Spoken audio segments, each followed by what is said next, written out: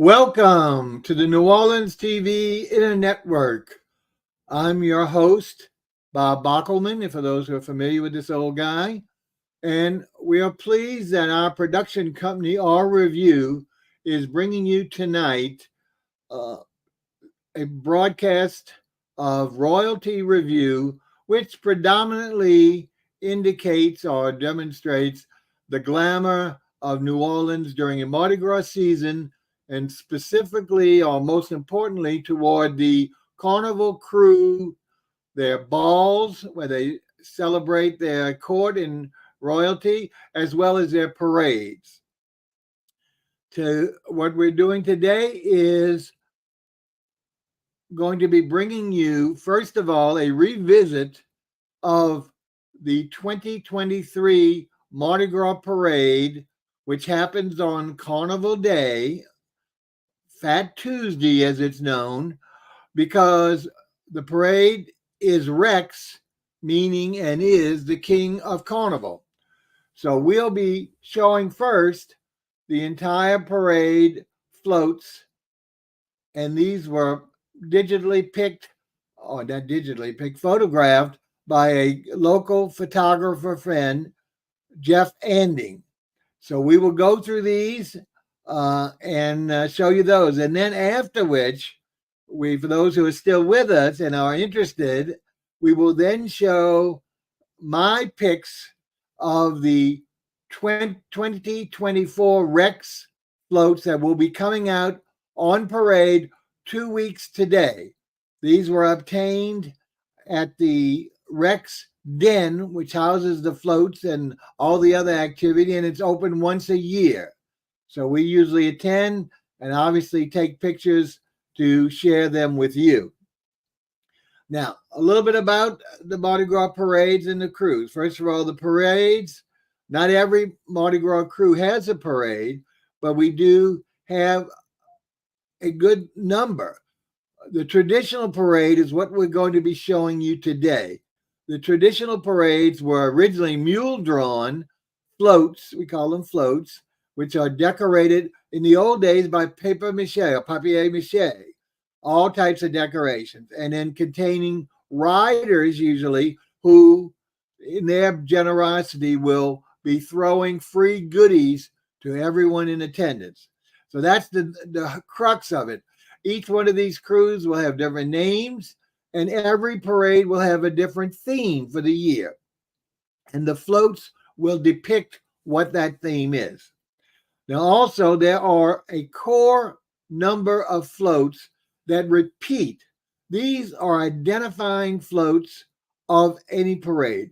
The most common one is the royalty float, which is usually the earliest or second float on the parade, and that contains the king, queen, phoenix, whatever the designation of their royalty person will be on that float. There usually always is a title float. And what does that do? That actually signifies the theme of what's to follow. Okay, so you get an idea. And then each float will have its own title reflecting an aspect of that overall theme. All right? Now, one last thing. Interspersed between the floats will be musical accompaniments, predominantly bands, and in this parade, high school or college bands, nationally as well as local. But in some of the other parades, and maybe in this one, there'll also be some bands, maybe amateur or professional bands like jazz bands that will walk, that entertain you. And also there's usually different marching groups. And these will do things like juggling, march, dance to music, etc., all for your entertainment. So the combination of all these things between the floats, the bands themselves, and then these marching troops usually make up most of the parades. Now, as I said, this is a traditional parade. It is the prettiest, I think, of the top three of the traditional parades. Beautifully done, every year refreshed. Even those core floats will look like it's first day off the if you call it the factory floor, since they're all hand done. always fresh, always bright, always gleaming, hopefully in the sun. Um, some of the other parades, well, the newer parades called the Super Cruise, etc., will use all type of floats, 3 times the size, and with LED, with animation. Now these will have some animation, but again, they are predominantly what we call old line traditional floats. All right, I bored you enough with that, but I wanted to give anyone who's watching from outside. By the way, we are broadcasting to our normal social media platforms. The first one is Facebook under my name, Bob Bockelman. The second one is Facebook under the New Deal. The third one is Facebook under NOTVIN. We're also always broadcasting on our YouTube channel, which we said is the name of our production company, R space REVUE, which of course we'd love you to subscribe to. In addition, we will also live stream to LinkedIn, okay, and X, formerly known as Twitter. I believe that's all. We have not added Instagram yet. It takes a little work, and we're waiting till after this Mardi Gras season.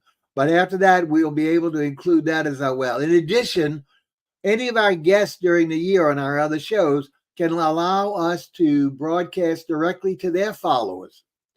Finally, we will send the tape broadcast to several of the Mardi Gras Facebook groups, like Purple Posse, Mardi Gras, Real New Orleans, Mardi Gras, stuff like that. So they will see it even if they haven't seen the notice to watch us on Facebook Live or on YouTube or one of the other platforms. So what we'll do now is enough of that. We're going to go ahead, and our good producer, Lynn, will go ahead and bring up the first picture. Again, folks, this is the beginning of the Rex 2023 parade, which happened last year, and I don't remember the exact date. I apologize for this old memory. One of the key, as we mentioned, one of the key groups is always like a college, their band and marching groups, etc. This is always the first order of business on Rex. This is the Texas A&M. Is that the Texas A&M? Yes, Texas A&M Military Band. It comes every year and is beautifully performed. They'll do the whole shenanigans with regard to the drill team and the guns, doing all the exercises and playing the music as well as it. So always dressed in immaculate white, as you can see, and they always precede the beginning of the parade. So that'll even be before we see the royalty. Let's move to the next one, and we might have we have a second picture so you see a little bit more of how large the group is. That's following up with regard to the next part of the group, actually the ones carrying the guns. Okay, now we're going to start looking at the first real float. Okay, the first real float for this year was the Rex Sesquicentennial. That was the anniversary. So they created this float that you can see here to celebrate that sesquicentennial. Now you see these floats are either pulled by these or horses or mules. In the old days, they were mules. Today, a lot of the floats will be pulled by tractors. Some of the other floats use pickup trucks, some of the parades in the outskirts or other states, but we prefer to use either the horses, mules, or more likely the tractors. And you can see here the crowds are lining up. This is at the very beginning of the parade. This is only about 5 blocks from where it starts. It's what we call Uptown New Orleans on a beautiful avenue called Napoleon. And you can see both sides is divided what we call a neutral ground or a median people are standing on, and flanked by sometimes 100-year-old oak trees. And the homes are behind those oak trees. So people can just come out and watch. So that's the first one, Sesquicentennial. Then the next one is actually the I thought we saw the horseback riders. Maybe I'm out of order. So this is actually, looks like the title float, which proclaims Carnival 1872, the scroll. I'm not sure we had these in order, but let's go on. I know the rest should be. All right, this is another band. This is the United States Marine Corps military band. So even though we had the Texas A&M military, this is so we'll also get other services, the Air Force, the Navy, etc., in all of our parades. There's some representation of our National and our National Guard type military processions. Okay, let's go. And I think the next one should be our horseback riders. Now, who rides a horse? We didn't say this. these gentlemen are masked, and these are the officers, not the royalty, not the king, but they are part of what we call the court. These are the officers, main instruments of actually keeping the crew together, doing all the functions as a business as well as a carnival crew. And this is one of the officers riding in gold. Now, they usually do other floats. There we go. There's the gold. We had the cream. Some will be in green. Some will be in purple. Our colors are purple, gold, and green for Mardi Gras. Now, if you're looking down that street, if I'm thinking where that is, you probably can't see us, but we're right in that little crowd behind those two ladies. If that's two ladies, that's our side street to our home. So we only have to walk a block to see this magnificent parade. And that's where we're pronounced there, right there with the crowd watching this great parade. Jeff Anding, our photographer, was on the other side. Okay, let's start. Here we go. This is actually the float number 1, and this is Rex King 2023. And you notice it's a throne with the crown, and it has what, lions? But the young boys are called pages, all dressed up. And they start off young, belonging to these crews and doing all the things, and they always serve the king or the queen, and they ride on the particular float.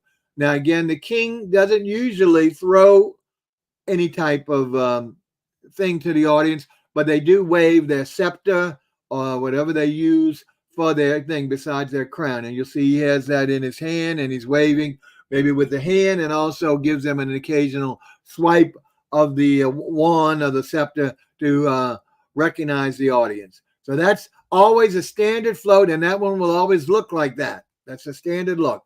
Now the next one, okay, this is float number 2, and this float is actually for the other officers. We saw the 3 major officers riding on the horse, but there's more officers than that. So they're all on this beautiful float with a clamshell in the back and some cherubs in the front, and they're there. Now, they will be throwing stuff. So from this point on, you'll see the people's hands reaching up. You can see to the right where they're all trying to get throws. Rex invented, or at least certainly was the earliest marketer of doubloons. Doubloons are a metal circular, like a thing like the pirates would do. And every float did multicolored shapes, etc. For years, they were very, very popular. Rex in 1961 threw 10,000 just aluminum things and most of those are worth a pretty penny. Most of the others are not very valuable, but they've replaced the doubloons. They always throw all kind of other things that are annotated with the name of the organization. But there's a thing called a custom or a signature throw, and we'll talk about that a little later. All right, but right now, here's another one of the core floats. So we're seeing core floats right now, as I mentioned.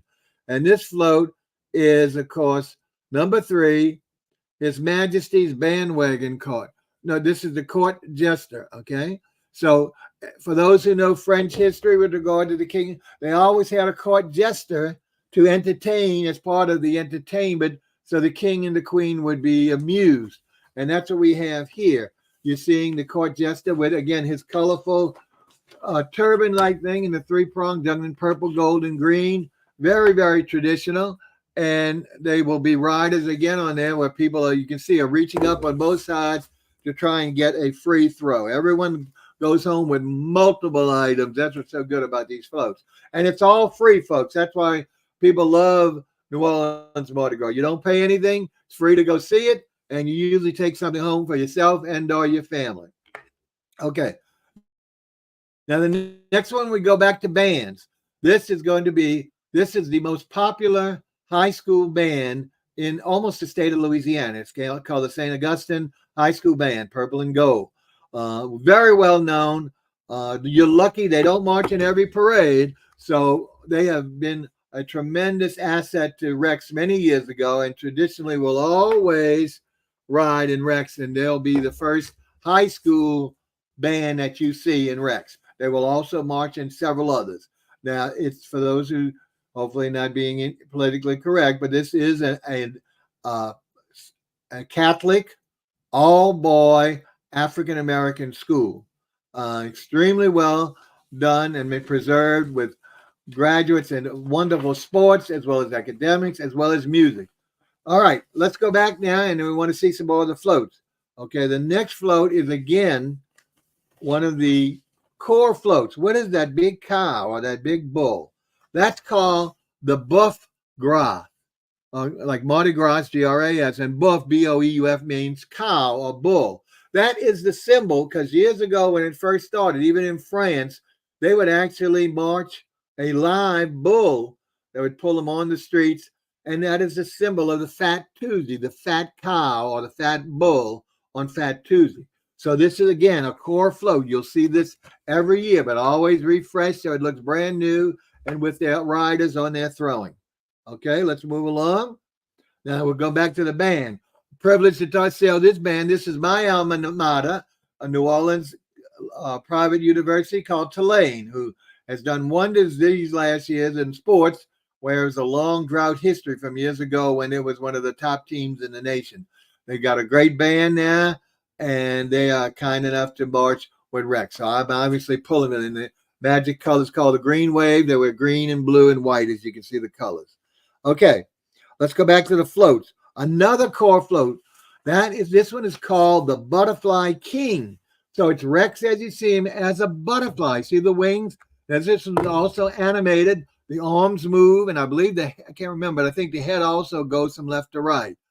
This debuted years ago and it occasionally had been seen, but then it just came back as a permanent core float a few years ago. I don't remember the exact year. I'm not that good with memory with my age. But it's now a core float. So you'll see it every year as part of these. And you can see there's a goodly number of core floats in this parade. But once again, they're so fresh and look, everyone looks forward to them. So that was float number 5. Let's go to number 6. This is where we talk about the title float. Okay, the title will tell you the theme. Now notice it says Palio di Siena, racetrack. This was actually, the whole theme was this phenomenal racetrack in Italy, I believe, Siena, Italy, obviously. And you'll see the equine type floats related to this horse racing goes back historically, a European horse race that's extremely well done. And like I say, they can choose themes from anywhere in the universe, anything in their mind. This was done relegated to the horse or that particular race program. That again, I'm just not a horse racer, so I'm not familiar with it. Other than it's an extremely well-known, very old racetrack that continues to this day in Siena, Italy. Okay, now let's go. We have another band. Now this, I have to admit, this is one of I don't know the name of the band. It looks like IMM, which would probably their initials, which would be their, I don't know, that's from Mississippi. I don't want to mislabel it. I didn't get the name of this band, but it's definitely not from Louisiana. Or if it's from Louisiana, it's from a northern part, beyond Baton Rouge, up toward the north. But I think it's actually Mississippi or maybe even outside. Maybe it's Minnesota. So we get bands from all over.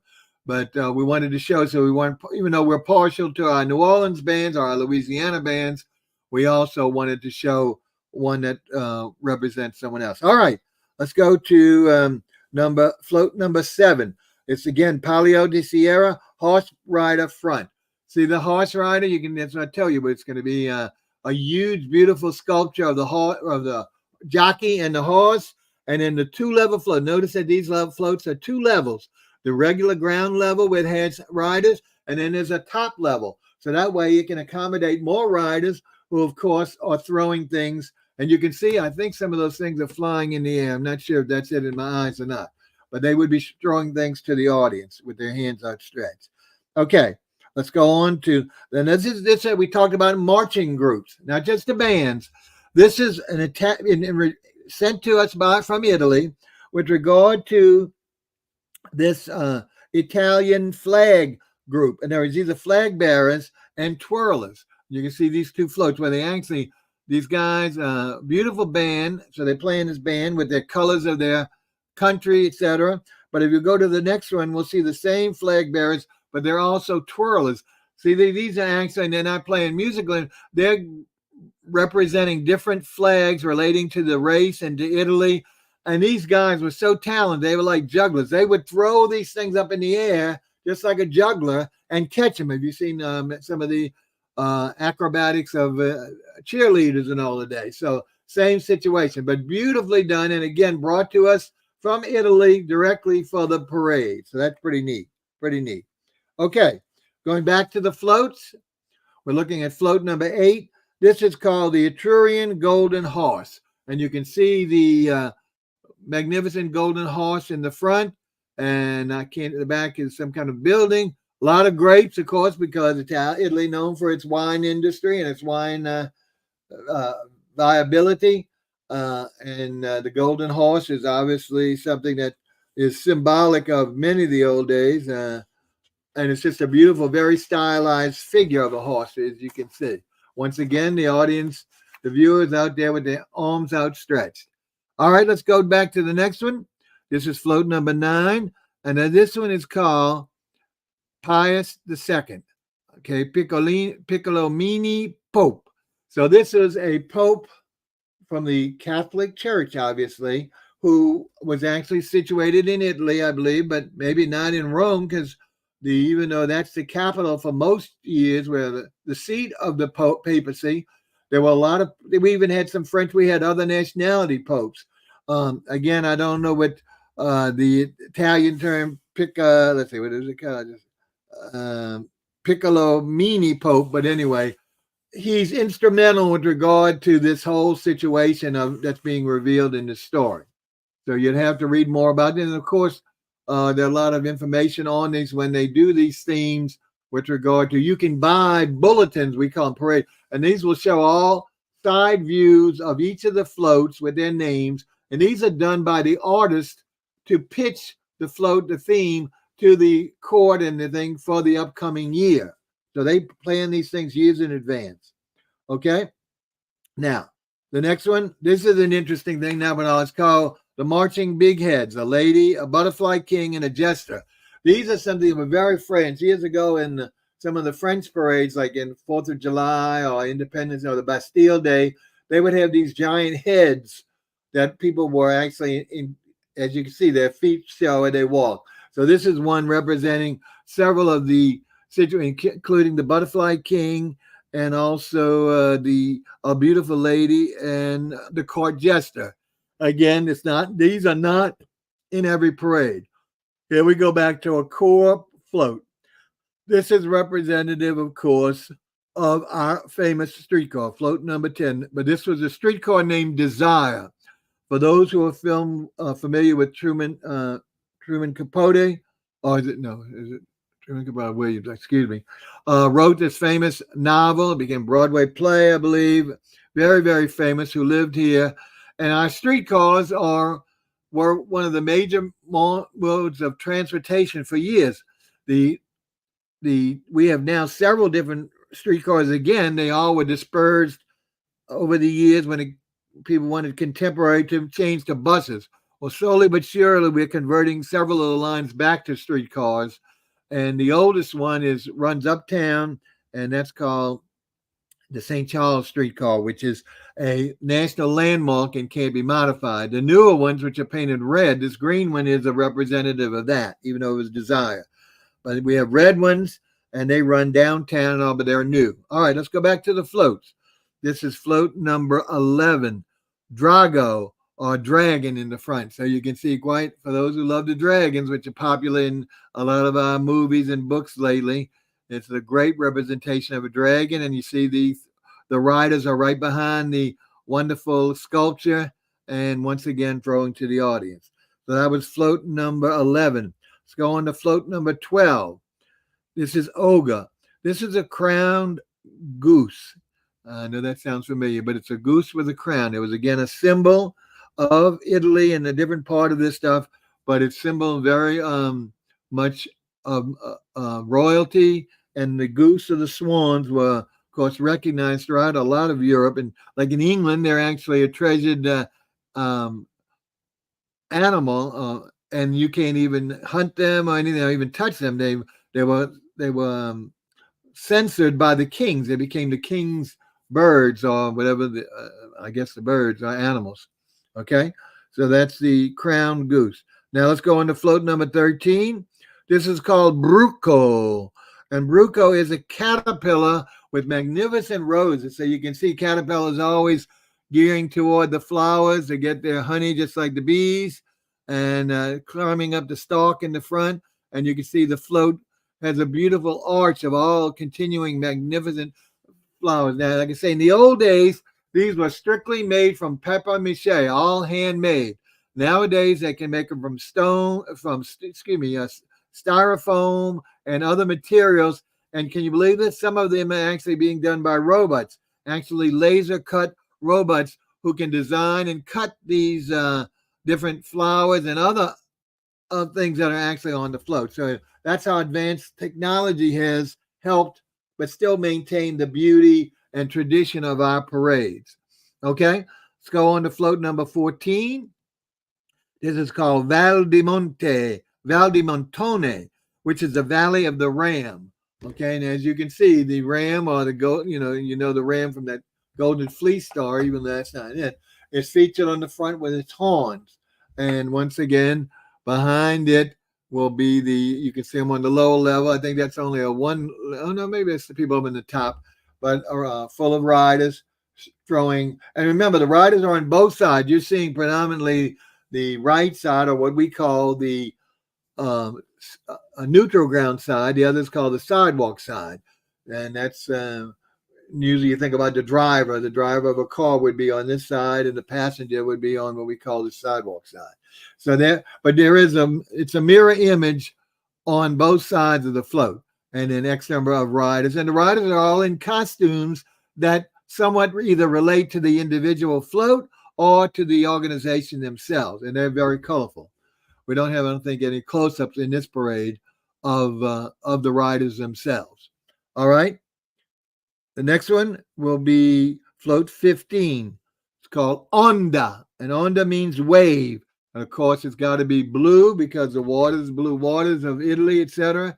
And notice those, I guess, are dolphins, magnificent dolphins. I'm not sure on the fish, but just beautifully portrayed with lovely hanging pearls, which are symbols of Italian ladies. Always use their beautiful pearls for their dressing up. And just carried throughout the whole float. Again, there's riders you can see up the top. There's one leaning over and several on the bottom level that are throwing to the. And you can notice here that this float is being pulled by a tractor. You see the gentleman left in the lavender shirt, and you can see the blue tires, not the tires, but the covers, wheel covers for the actual, for the frame of the tractor. So that's what most of these are pulled by. All right. Beyond that, we're going to float 16, and it's called Selva, the Florist, and it's with a rhinoceros in the front. Look at that. Isn't that fun? So you see the chestnuts. See chestnuts or acorn, must be acorns up in the top of the tree and also at the bottom. But this magnificent sculpture of the rhino's head and that horn, that magnificent horn protruding from the front of the float. Great colors, green, golds, and browns, earth colors.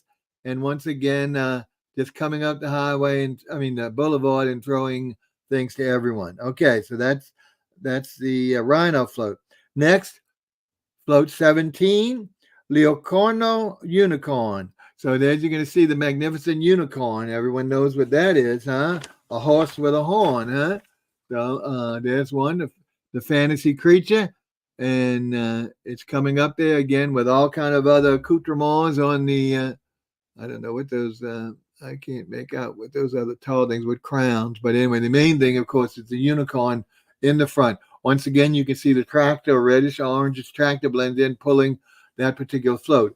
And people on both sides of the boulevard reaching out to retrieve any kind of goodie they can get. Okay, next, let's see what we have. All right, for some reason you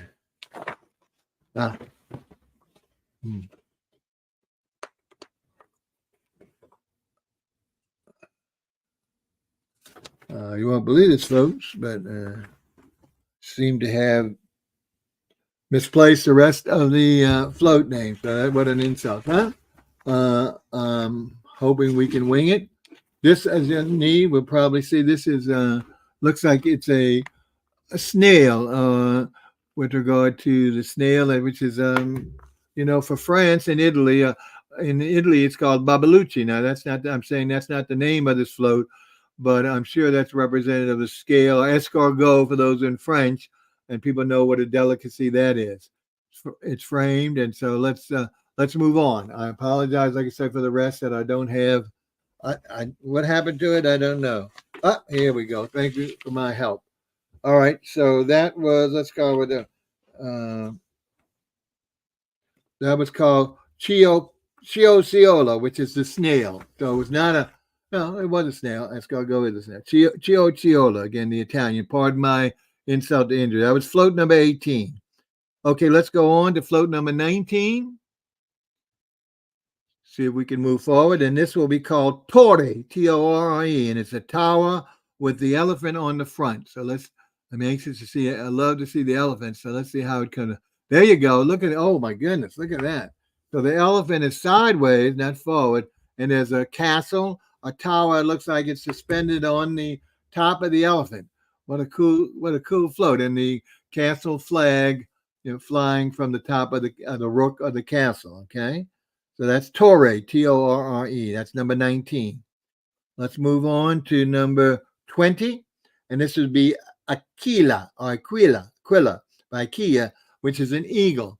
Look at this magnificent eagle. And this is a very classic or stylized version of an eagle. So it's not what you normally would see. It's not more authentic with regard to looking. You know, you see the head and all, but you see how formal it is and how it is very, very stylized, as well as almost the Roman things on the side, those standards with all the, again, with all the symbols and shields, etc. on it. But beautiful colors of purple and gold. See that, which again are two of the major colors of Mardi Gras, and some shields on the side.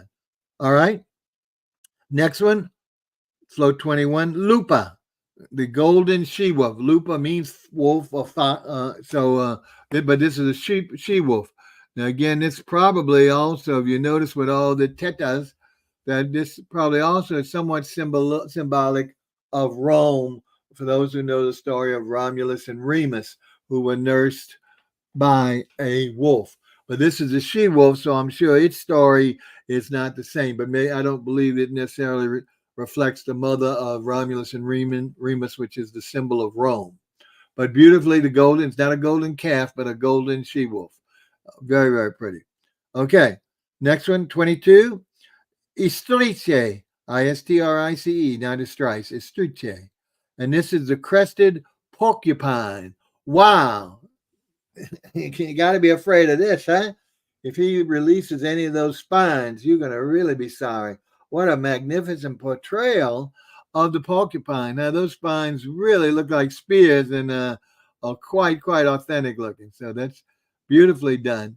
And I guess it looks like there might be some people. Now, that's not it has a secondary top, but it's smaller at the back as opposed to running the entire length of the float.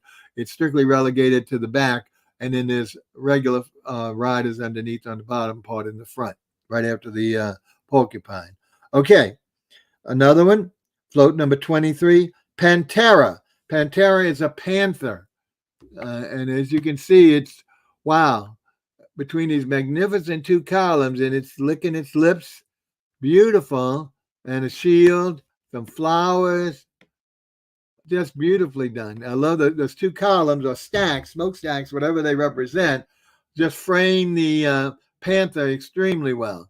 Now, I would call that a leopard, but this is what they're telling me. Pantera is a panther, literally the translation, as opposed to a leopard with the spots. But it's their language, and we don't want to put words in their mouth. So, okay, that was number 23, Pantera. Number 24, Nicchio, Nicchio. This is a clamshell in the front. Once again, we saw a clamshell in the back of the officer's floats, but look at this one presented in the front. And it has some great coral. See the beautiful coral that frames it? And is that a crown? I imagine, yeah, that's a crown on top. And again, some beautiful structure behind and some skies and really nice stars to represent the sky, but sort of like an undersea, above the sea kingdom. And it looks like it's a large float because it looks like it extends quite past those side columns. Okay, so that was Nicchio. Number 25, Jirafa, or giraffe. Of course, that's obvious, the giraffe.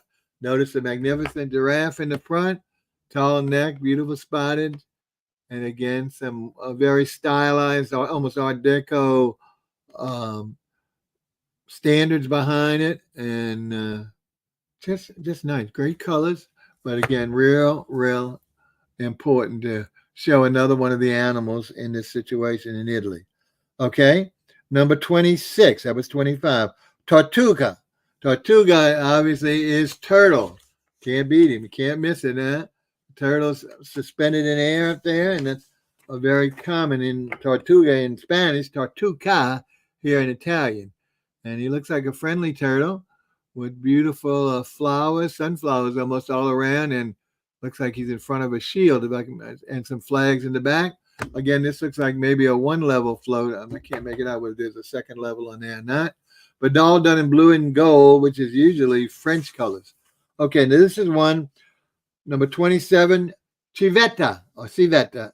And this means little owl. Well, you can see it doesn't look little there, huh? It's quite large, quite prominent, and it looks like he's sitting up in a tree. It looks bigger than the tree, right? That's his oversized, monumental, with some lovely flowers at the base, red and blues, and again, continue with the costumes. Perhaps you can see the costumes of the riders there a little bit. It's not a close-up, but a little more prominent on seeing how well the riders and who are throwing things are costumed.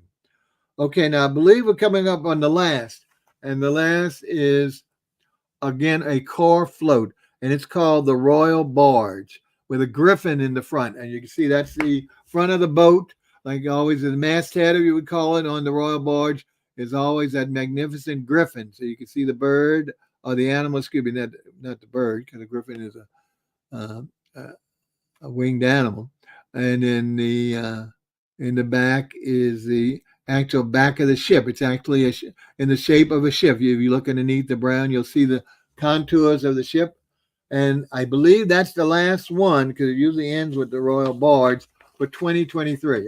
There we go. Oh, my goodness. Look at that hair. All right.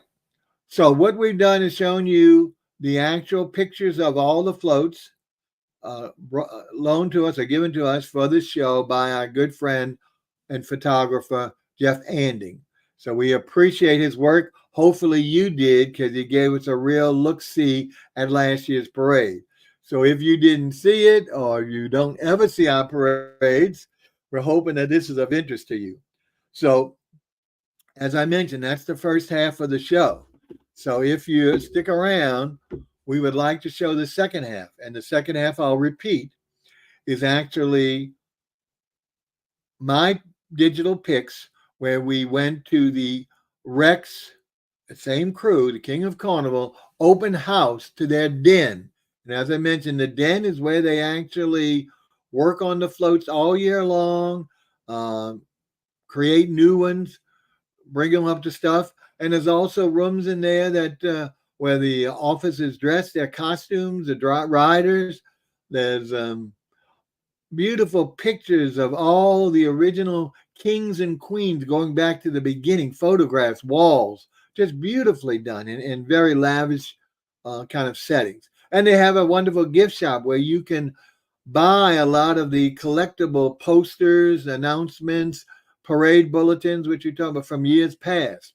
So, as well as other merchandise related to the organization. It's a way to help fund the organization, but also let you proudly own a piece of this particular parade. So without further ado, why don't we go ahead and start?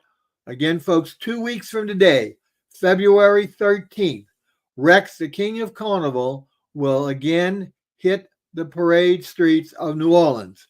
And it starts, for those who don't know, like I say, uptown on a Claiborne Avenue, down Napoleon, turns onto St. Charles, where our streetcars are, goes all the way to town, up and down Canal Street, our main street of eons, and then ends somewhere in the what we call the warehouse district, okay? And most of our parades follow that same path, at least the path from St. Charles on. Well, here we're showing you the logo of this year's parade. You notice this parade is dedicated to a gentleman. I guess he was certainly a novelist. I don't know what all He's got a lot of attributes. His name was Lafcadio Hearn. He lived in New Orleans as well as Japan. So you can see the symbolism there, both on the book of both New Orleans. On the right is our famous oldest cathedral, basilica in the nation called St. Louis Cathedral. And of course, the left side is one of these wonderful pagodas in Japan with the uh, rose blossoms that you always see. And it's called The Two Worlds of Lafcadio Hearn. Again, folks, this will be on the streets 2023. So you're not going to see them on the streets. These are the floats for this year. But as you notice, they're in a building. This is the actual building where they construct them, modify them, do whatever they need to make them match the themes for this year. As we said, we always start with the first float being King Rex. And you see, just like last year, if you remember the ones last year, there's the gorgeous golden throne and the big magnificent crown at the top. But for the most part, other than a few minor changes, it's just all refreshed paints and everything else to make sure it looks like it's right off the process of creation. Okay, so that's the first. The next one, again, one that we saw before, His Majesty's Bandwagon. If you remember, this has the cherubs in the front and it has the clamshell in the back. But we didn't walk around and take, because these, again, are core floats that we talked about. So you saw them in full glory in the previous part of the show during the 2023 parade. The next one, again, the King's Jesters. Now, this is a better one than we saw because it's close up. So you can easily see how great that jester's head is with the jester hat, we call it, with the three colors and the fabulous dangling things that hang down in Mardi Gras colors. So that's the King Jesters who entertain the king and the queen. The next one, again, the core thing, this is the buff grass. This is the fabulous buff grass, which is the cow we told you about, or the bull. And it's always the symbol of Mardi Gras, the fattened cow. All right, let's go on to the next one. Okay. The next one is, again, the one called the Butterfly King. The Butterfly King, as we mentioned, is one that is now a core float every year, and they brighten him up every year. Notice that he's still being assembled there because he's missing an arm. Unfortunately, he's not disabled. They just haven't put the rotating, but the arms do rotate just like perhaps the head. But this, and it has the magnificent wings, which I don't think may be attached here. But in the old day, for years, we didn't see this, only once in a while. But now every year, the Butterfly King is part of the core group of floats in the Rex Parade. Okay, now we're coming up to the title float. This is exactly what you saw in the, this is always on a scroll, but what you saw in the logo, The Two Worlds of Lafcadio Hearn, which is the name of the title of the float that you see there. The next one will actually be Lafcadio Hearn himself. There you go. I guess that's a very good likeness. I haven't seen the gentleman, so I don't know. Since he's deceased, we're talking about a long time ago, 1900s, I believe. But obviously he would look very formal like that. And like I say, he loved New Orleans, but he also fell in love with Japan. And I've forgotten now what order, whether he was in New Orleans first and then traveled to Japan or vice versa. Okay, let's move on. The next one is Dawn of the Carnival. And this is, again, one of the floats that are pretty common. Off and on, it's here. And it's the wonderful sunshine, the King Louis, and stuff like that, representative of France, sunshine, etc. So that's Dawn of the Carnival. That's why it's sunshine. Next one is one called Bountiful for Pursuits. Now, notice this one has it looks like a symbol of New Orleans, a giant alligator, or crocodile alligator, we call them, with the beautiful French flowers, the blue tulips, irises probably, and great yellow, either magnolias or dahlias, whatever those are. Great colors, blue, yellow, and green. And that alligator is very authentic. Look at that big jaw opening up. Okay, let's go on to the next one. And this will be, once again, the streetcar. And this time they featured more the yellow painting in the front to stand off, even though it's green on the side.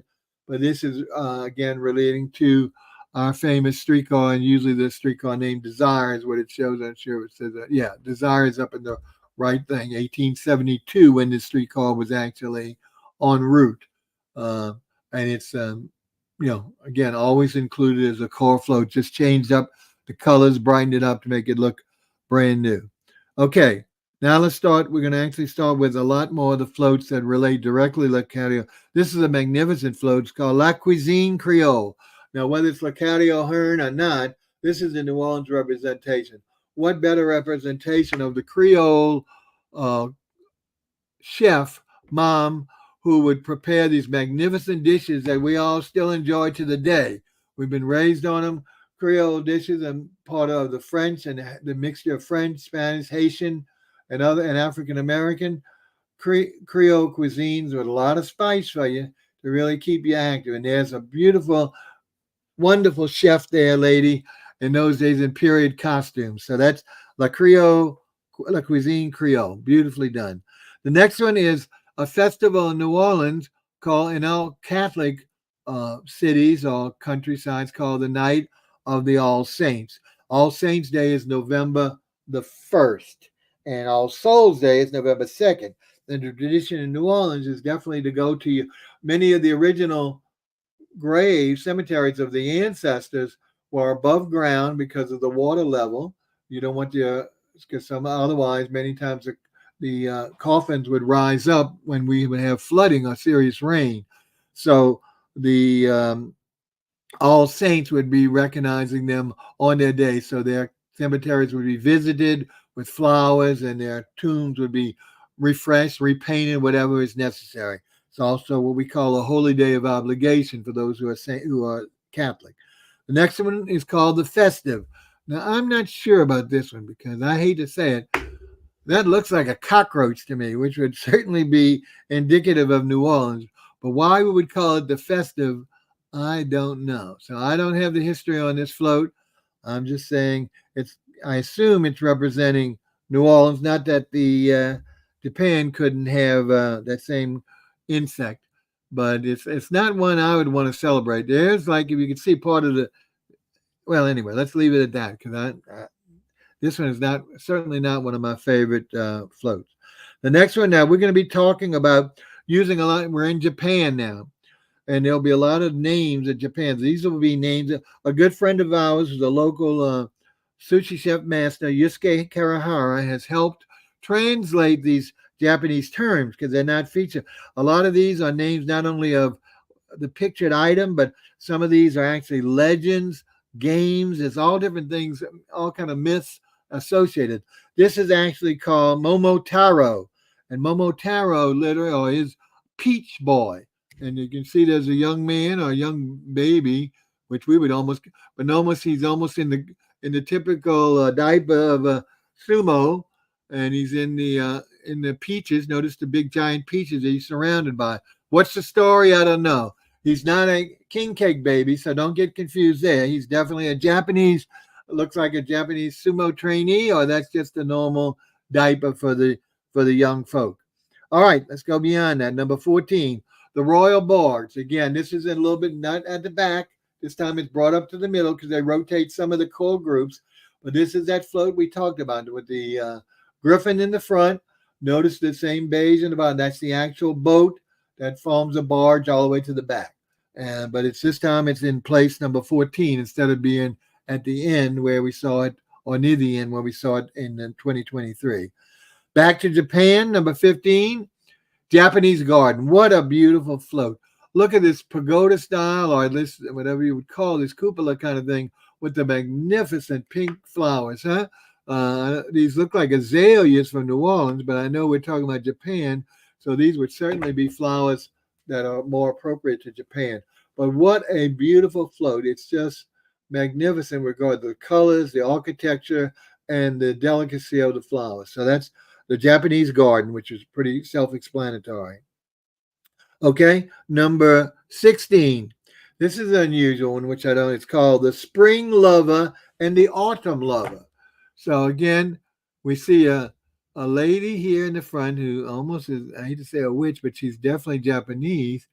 And I'm trying to see where the autumn love is. Maybe because another side of her, you look at another side, she looks like autumn. Again, you see all the flowers here, so those would predominantly be spring. So maybe the other side indicates more. And again, it's got the traditional Japanese arts that we all recognize. the thing that looks like pi, the symbol for pi with a top. But it's called the spring lover and the autumn lover. There you go. Okay, number 17. This one is called Japanese called Yuki Onna.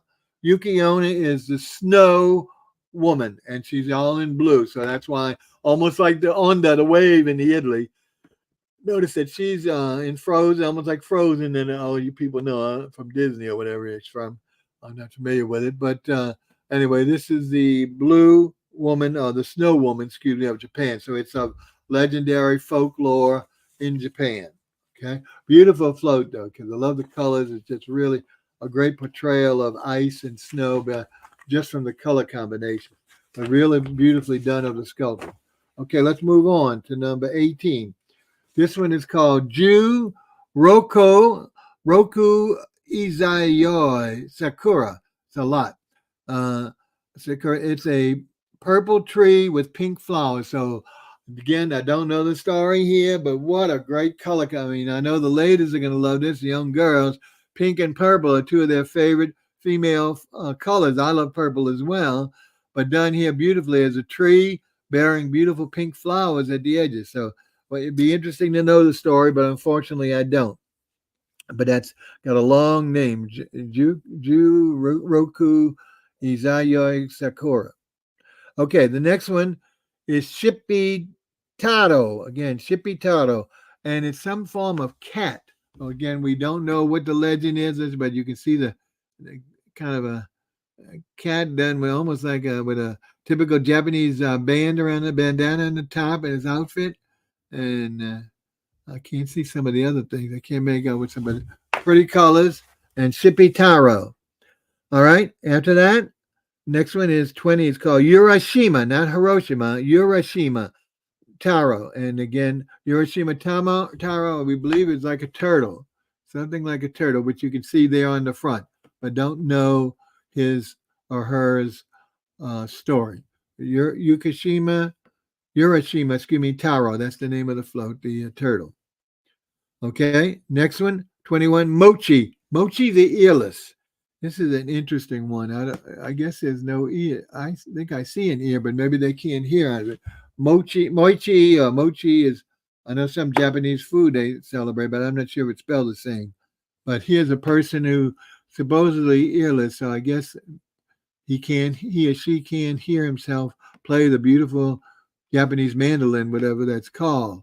Again, with the Japanese arch in the back and some crabs, it looks like, along the base of it, and some flags. So interesting. Moichi the earless.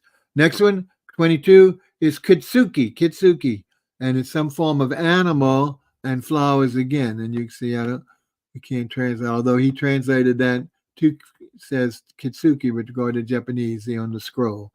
And again, very, very pretty flowers, pretty float. But again, for us who don't speak Japanese, other than some sushi dishes, it's difficult for us to know all this. But therefore, we just do one of two things. We either admire the beauty of the float, or we're too focused on what we're going to catch from the from the riders. Next one, number 23, is the Lord Bag of Rice, not of rice, bag of rice. So again, I'm not sure what this is. It looks almost like a centipede. Could it be? Again, a beautiful flower. I don't know what bag of rice means unless it's in the back there. So again, but interesting sculpture. And for those who, if anyone's familiar with Lord Lafcadio, perhaps you're familiar with these things that actually were featured in perhaps his stories when he actually lived in Japan. Next, number 24, the Serpent, Witch, and Heads. So obviously we've got a head of a serpent here somewhere. Okay. Oh, you can see it looks like two heads, huh? One head on the left and one head on the right. And I don't know where the serpent witch is, unless the serpent itself is a witch, but it has two heads, as you can see, facing in both directions. Okay. Very pretty. Very pretty. Number 25, Morai. Morai is a pagoda. What a beautiful, and the typical Japanese arch in the back. But the pagoda, look how many, 1, 2, 3, 4, 5, 6, 7 levels. Perfectly done, huh? So symbolic and something we all recognize with regard to the beautiful pagodas of Japan. Okay? The next one, coming near the end, folks, number 26, is called Kappa.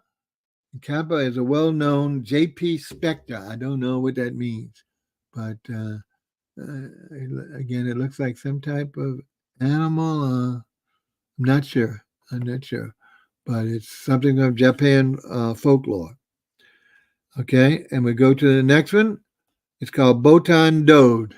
And again, it's not described, so we don't know what it is or the story behind it, but it looks like a fabulous Japanese lady.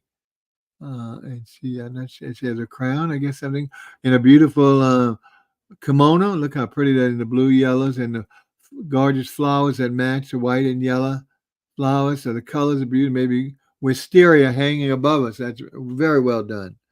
Okay, and the last one is the Royal Calliope on Royal Bandwagon. We saw that, and once again, that's how the 2023 finished as well. Now, I don't know if we kept some of the other pictures in this or not, but we also have pictures beyond the floats of the actual den itself and some of those places. If we have it, go ahead and move it forward. Yeah. Okay, in the entrance to the den, that was the room where all the floats were.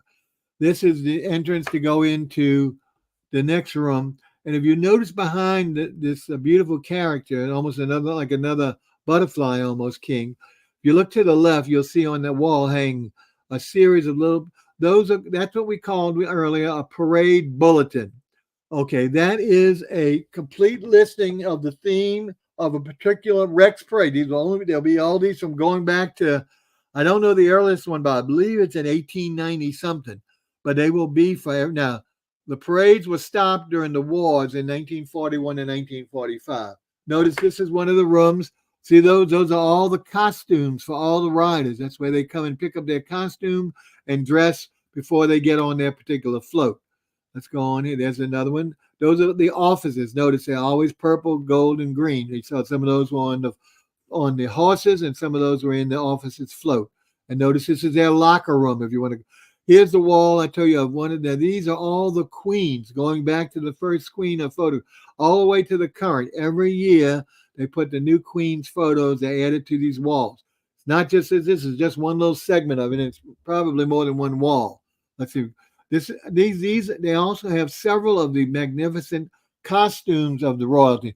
So I believe this is probably one of the earlier queen's dresses as opposed to, but it could be a maid, but I think this was a queen's dress because it's royalty. Let's see what else we got here. Some more. Look at these, and look at the jewels. These would be actually the jewels they wear, the crowns. Pages are the younger children. The king or the masker there, the royalty, the court. There's the king and the queen on the right, always done in white and gold or white and silver. This is the wall again. Now, these are the kings. This is just one. Notice how it wraps around. So beautifully done in green and gold. But these are photographs just like we had of the queens, every one of the king's photographs. And isn't part of the room, there's actually some mannequins of the officers dressed in full regalia with a poster from a previous year. And if you look to the right, there'll be some of the treasures, scepters, kings, crowns, necklaces, all under glass, to give you an example. And here's, again, a little bit more of that with some more just showing up beautiful lanyard and a banner. All this, and there's some more of the pictures, again, of the walls just filled with the photographs of the kings. Now, here's some another thing. These things looks like medallions. They're called ducals or ducals, D-U-C-A-L. These are like pins that have a little material topping, and they have a pin for you to wear. And certain officers, certain people wear these. And once again, every year, these are differently styled and given out to certain royalty to wear for the balls, obviously. So they're complete collection of those that have been ducals that have been provided over the years. Is that about it? Oh, let's see if we have any more. Yep. Oh, there's the monster. All right. Well, folks, I don't know if you enjoyed it. I hope you have. We've been going right about an hour, so that's perfect. Again, you can see this again if you like. You want to see those? If some of your friends haven't seen it, by going to, all the regular platforms only keep it for like a day or 24 hours, like Facebook. But it will be shown on YouTube permanently. It's archived there. So if you choose my channel, REVUE, just go youtube.com if you don't have the app, and select R space REVUE. And then if you can, while you're there, subscribe. We'd love to have new subscribers. And you'll see all of our shows. I mean, we have all kinds of shows. These are more specialized for this season of the year, for the period. And we may do a few. We've done some posting this year. We're not video of some of we did some videos of one or two of the balls. So if you want to go there, you'll also see the videos of what a ball looks like with regard to the presentation of the maids and the kings and the queens. Okay. Well, I guess that's about it. Wrapping it up. Once again, we thank you for your attention. We hope you'll come see. Hopefully, this will whet your appetite. If there's any way you can get down here, whether it's this year or any year, you will find it well worth it just to see the parades, let alone the magnificence of New Orleans. It's hard to see New Orleans during Mardi Gras because it's so expansive. But, we always have our magnificent architecture, phenomenal food, and music. It's hard to get in the restaurants during this season, and also again in Jazz Fest, because we bring in sometimes 500,000 people for these floats. And so anyway, enough about that. Thank you again for watching, and please subscribe if you like, and check out some of our other shows in the past as well as future. Okay, take care and happy Mardi Gras.